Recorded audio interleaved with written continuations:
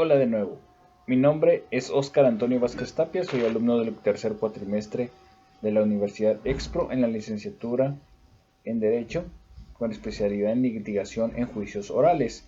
El tema de hoy que hablaremos es sobre la posesión y su relación con la prescripción positiva. Tenemos que definir para estos conceptos, primeramente partiremos de algo. ¿Qué es la posesión en el derecho civil mexicano? La posesión es el poder de hecho que una persona ejerce sobre una cosa, con la posibilidad de realizar actos de uso, disfrute, disposición de esta, independientemente de si se es o no el propietario. Esto lo tenemos en el Código Civil Federal en el artículo 190, donde nos dice que el poseedor de una cosa es el que ejerce sobre ella un poder de hecho, salvo lo dispuesto en el artículo 193. Este posee un derecho el que goza de él. En términos prácticos, podemos decir que la posesión implica una relación directa entre el sujeto y el bien, que puede generar efectos jurídicos relevantes como precisamente la prescripción positiva. En la posesión tenemos una doble dimensión. Tenemos una dimensión de hecho que es el ejercicio material sobre el bien, o sea, habitamos la casa, conducimos el automóvil que está en discusión. Pero también tenemos la dimensión sobre la naturaleza jurídica en cuanto a derecho. Esto es el reconocimiento jurídico de ese poder de hecho que puede derivar en protección legal o adquisición de propiedad. Es por esto que hablamos primeramente de la posesión para entender cómo funciona y cómo se determina una posesión para más adelante poder pasar a la prescripción positiva. Los tipos de posesión que el Código Civil distingue son posesión originaria y que es ejercida por el propietario, precisamente, que es el dueño de la cosa o el bien inmueble. Y también tenemos la posesión derivada. Esta es ejercida por quien recibe el bien como un título jurídico distinto. Por ejemplo, un arrendatario, un usufructuario, un depositario de estos que están en posesión del inmueble y por tanto no son propietarios, pero sí son poseedores de este, aunque sea de manera temporal. Además, la doctrina reconoce que hay dos tipos de posesión en cuanto a la obtención, como lo son los de buena fe, donde el poseedor cree legítimamente que tiene el derecho sobre el bien. También existe la posesión de mala fe, donde el que posee la cosa sabe que no tiene derecho, pero mantiene el poder de hecho sobre la cosa. Tenemos algo que deriva del derecho romano, que lo que tenemos que es la posesión es jurídicamente relevante, debe reunir estos dos elementos, que son el corpus, que es el poder físico o material sobre la cosa, y el animus, que es la intención de comportarse como titular de derecho en concepto de dueño.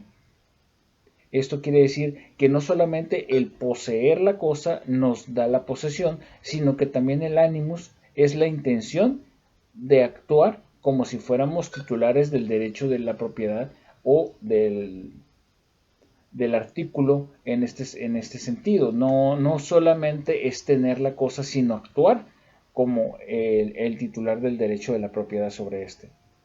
¿Por qué es fundamental la posesión? Entenderla, identificarla correctamente. Bueno, esta genera presunciones legales porque se presume que el que posee la cosa es el propietario hasta que se demuestre lo contrario. También es requisito indispensable para la prescripción positiva. Sin posesión no hay prescripción positiva. Esto también permite la protección posesoria mediante acciones legales como son los interdictos, de manera que quien posea alguna cosa sea protegido por la ley mientras de cosas que pueden suceder si no hay una protección jurídica. ¿Cómo conectamos la prescripción positiva con la posesión? Como ya lo comenté, sin posesión no hay prescripción positiva, no procede, es el principal requisito para la prescripción. La calidad de la posesión también determina si el poseedor puede consolidar la propiedad por el transcurso de tiempo a través de la prescripción positiva. vamos a ver un poquito muy mínimo de los fundamentos históricos y doctrinales de esto, ya que la usucapion o prescripción positiva proviene del derecho romano, donde ya se reconocía que la posesión prolongada consolidaba la propiedad. Nuestro derecho viene del derecho romano y por lo tanto tenemos la doctrina y tenemos muchos fundamentos de ellos. Por eso precisamente en México se adoptó como mecanismo de seguridad jurídica y función social en cuanto a la propiedad por los casos en los que la posesión se vuelve una situación válida para reclamar propiedad. También tenemos un comentario donde los autores, un ejemplo en este caso de Rogina Villegas, esta nos señala que la usucapión equilibra la realidad social con la formalidad registral, de manera que aunque hay cosas que se llevan a cabo de hecho no son precisamente formales en cuanto a la legalidad, esta busca regular ese tipo de situaciones. Una vez que ya hemos establecido qué es una posesión, ahora hablaremos de lo que es la prescripción positiva. Esta es también conocida como usucapión. Es una figura jurídica mediante la cual las personas adquieren una propiedad de un bien por haberlo poseído durante un tiempo determinado, obviamente cumpliendo con ciertos requisitos legales. El fundamento legal para esto está regulado en el Código Civil Federal, en los artículos 1151 al 1157, y donde nos dice que para la usucapión la posesión debe ser en concepto de propietario, o sea que la persona siempre se haya ostentado como el dueño de la propiedad, debe ser pacífica, debe ser continua y debe ser pública. Para también, en cuanto al tiempo, para poder calificar para la validez de esto, los bienes inmuebles se requieren 5 años en buena fe y justo título, o en 10 años cuando la posesión es de mala fe, pero cumple con los requisitos de continuidad y publicidad en cuanto al concepto de dueño.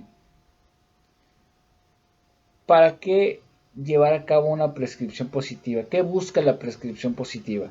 Bueno, tenemos que entender que esta da certeza jurídica a situaciones de hecho prolongadas. Una persona que haya estado, por ejemplo, en un terreno durante 20 años cuidándolo, manteniéndolo y simplemente el propietario jamás dio señales de vida, como lo decimos comúnmente, pues este poseedor busca tener una seguridad de que en cuanto a lo que ha hecho haya sido válido y puede obtener la propiedad, puesto que él es quien se ha mantenido cuidándola.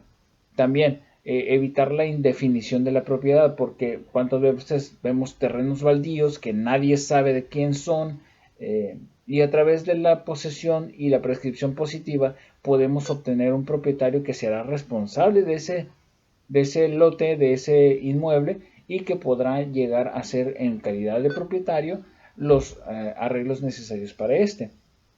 También en este punto, todo para resumir, es reconocer la función social de la posesión prolongada, de manera que no quede como invasión solamente, sino que hay un propósito de cuidado de las propiedades.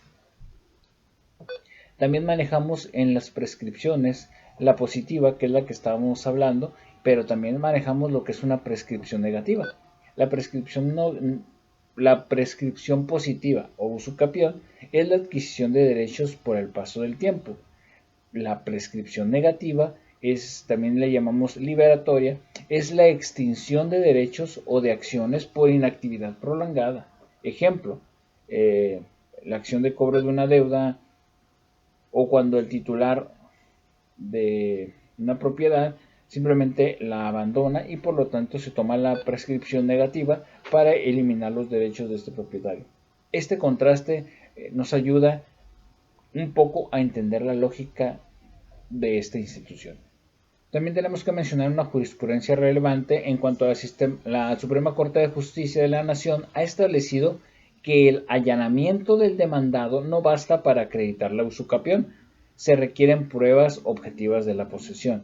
También se hace mucho hincapié en que las sentencias de usucapión son declarativas, no son constitutivas. se reconoce un derecho ya adquirido por el tiempo, no se crea este derecho. Tenemos un ejemplo importante también en esta explicación sobre la usucapión, el usucapión especial agraria. En materia agraria, la ley agraria contempla la posibilidad de adquirir derechos sobre las tierras ejidales o comunales por posesión prolongada. En este aspecto se conecta la usucapión con la función social de la tierra y la protección de los campesinos, de manera que quien está trabajando la tierra tenga una oportunidad de hacerse el propietario de esta tierra y no estar que el producto de su trabajo realmente sea recompensado. ¿Cómo es el proceso de un juicio de usucapión? El juicio de usucapión es el procedimiento judicial para que el poseedor obtenga el reconocimiento de la propiedad. En este tipo de usucapión tenemos la ordinaria, que requiere fe, buena fe y justo título, que es un plazo de 5 años, y la extraordinaria, sin justo título, con un plazo de 10 años. ¿Cuáles son las etapas del proceso? Como en cualquier juicio civil, tenemos la demanda inicial, donde el poseedor de la cosa inmueble solicita al juez la declaración de propiedad, el emplazamiento, donde se notifica al propietario inscrito en el registro de la propiedad o posibles interesados para que estén al tanto de este proceso, la contestación de la demanda, en donde el demandado puede oponerse o allanarse dependiendo de su interés. A partir de esto seguimos con el ofrecimiento y el desahogo de pruebas que acreditan los elementos de la posesión, como lo pueden ser testigos, documentos, inspecciones. Los alegatos en las partes exponen sus argumentos finales sobre todo el negocio y la sentencia que el juez declara si procede la usucapión o ordena la inscripción en el registro público de la propiedad.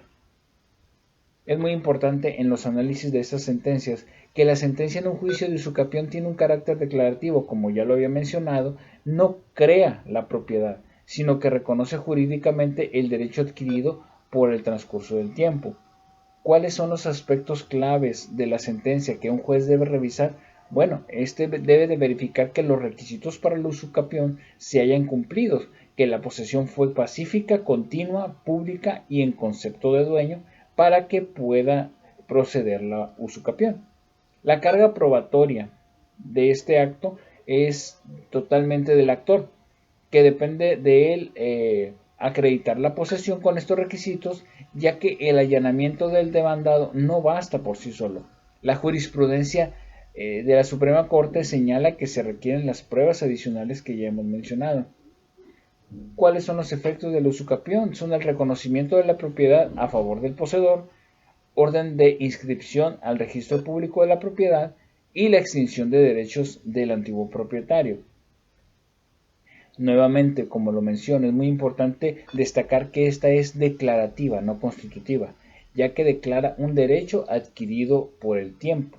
En conclusión, aunque hay algunos debates actuales como si algunos autores, algunos actores critican que la usucapión puede legitimar ocupaciones ilegales, como lo hemos visto mucho en México. Otros defienden como un mecanismo de justicia social que reconoce la realidad de quienes habitan y trabajan un bien por años, como en el caso de la usucapión agraria. El fin del debate es dependiendo del punto de vista de cada quien, una seguridad jurídica contra la protección de la propiedad privada.